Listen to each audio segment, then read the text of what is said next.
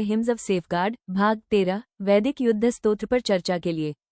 ऋग्वेद केवल एक धर्मग्रंथ नहीं है, ये ध्वनि का जीवित शस्त्रागार है। इसके मंत्र योद्धाओं के गीत हैं, देव सहयोगियों को पुकार, शत्रुओं के विरुद्ध गर्जनाएं और दिव्य कवचों का आह्वान। सूक्त 1.61 में हमें कुछ सबसे प्रखर स्तोत्र मिलते हैं। इंद्र का वृत्रवध, मरुतों की गर्जना और अग्नि का सेनापति रूप। वैदिक ऋषियों के लिए रक्षा का अर्थ केवल निष्क्रिय ढाल भरना नहीं था, इसका अर्थ था शत्रु का संहार करना। इंद्र से कहा गया है कि वो वृत्र को जैसे कसाई मांस काटता है वैसे काट डालें। मरुतों को आहूत किया गया है, वे युवावस्था के तूफानी योद्धा हैं जो स्वर्ग और पृथ्वी को भयभीत कर देते हैं। और अग्नि को केवल अग्नि नहीं बल्कि सेनापति कहा गया है, प्रज्वलित सेनानायक जो शत्रुओं को पराजय की ओर दौड़ा देता है। अब सुनिए ऋग्वेद 1.61 के योद्धा मंत्र 5वें से 15वें तक। 5वें मंत्र में स्तोत्र स्वयं युद्ध घोड़े की तरह जोता गया है, जहां इंद्र की स्तुति पुरा दर्मानः दुर्गोए के विध्वंसक रूप में होती है।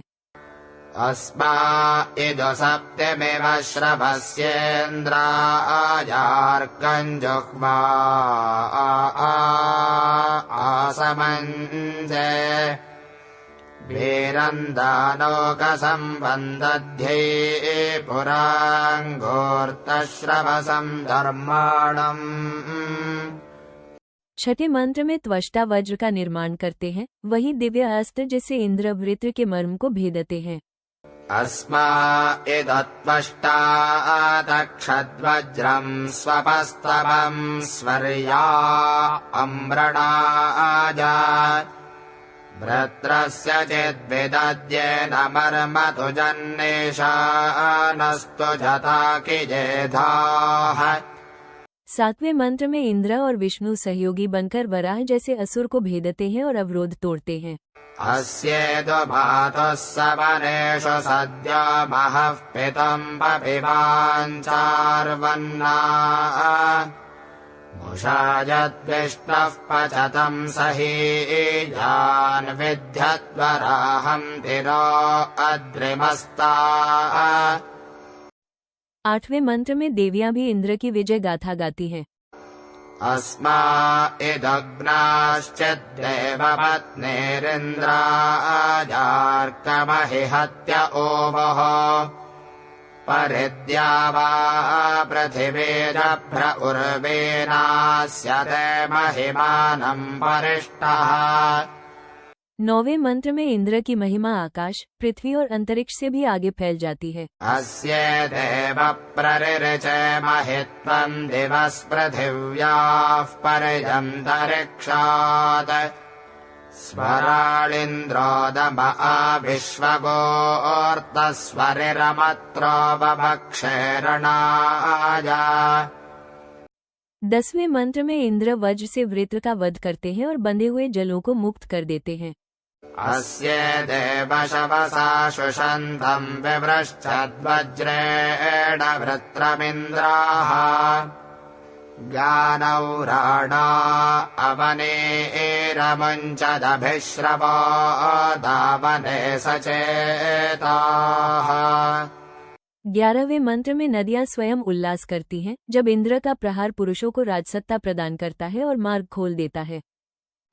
अस्येदत्वेषसारन्तसिन्धवः परियद्वज्रेण सीमयच्छत् ईशानकृद्दाशुषेदशस्यन्धुर्वेतजे गाधन्तुर्मणिः कः।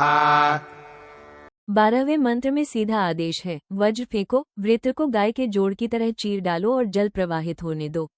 अस्येदुभिजा गिरजश्च दृह्णाद्यावा च भूमा जनुषस्तु जेते उपो वेदस्य जोगुबान ओणिम् सद्यो भुवद्वीर्या जनोधाः। 13वें मंत्र में स्मरण का आह्वान है, प्राचीन युद्ध गाथाओं को फिर से गाओ। अस्येदु प्रब्रोहि पूर्व्याणि तुरस्य कर्माणि नव्य उक्थैः युधे यदिष्णान आयुधान्यघायमाणो निऋणाधिशत्रून्। स्मृति स्वयं अस्त्र बन जाती है। 14वें मंत्र में इंद्र का जन्म सृष्टि को कंपा देता है। अस्येदुभिजा गिरजश्च दृह्णाद्या वा च भूमा जनुषस्तु जेते उपो वेदस्य जोगवान ओणिम् सद्यो भवद्वीर्या जनोधाः। पर्वत कांपते हैं, स्वर्ग और पृथ्वी विचलित हो जाते हैं। 15वें मंत्र में इंद्र को सूर्य का श्वेत अश्व दिया जाता है।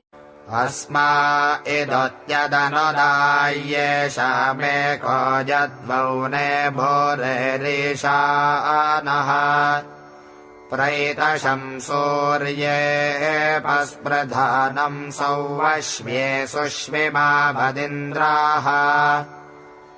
सूर्य के प्रकाश और योद्धा की गति का संगम।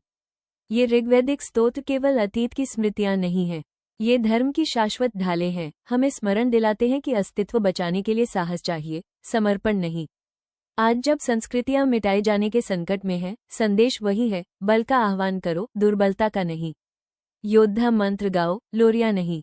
आंधी में खड़े रहो, इंद्र, अग्नि और मरुतों के साथ। वैदिक युद्ध स्तोत्र साहस का आह्वान है, संरक्षण की शाश्वत वाणी। यदि वीडियो का विषय भाया हो तो वीडियो को लाइक करें, चैनल को सब्सक्राइब करें और ब्लॉग हिंदू इन्फोपीडिया पर पढ़ें।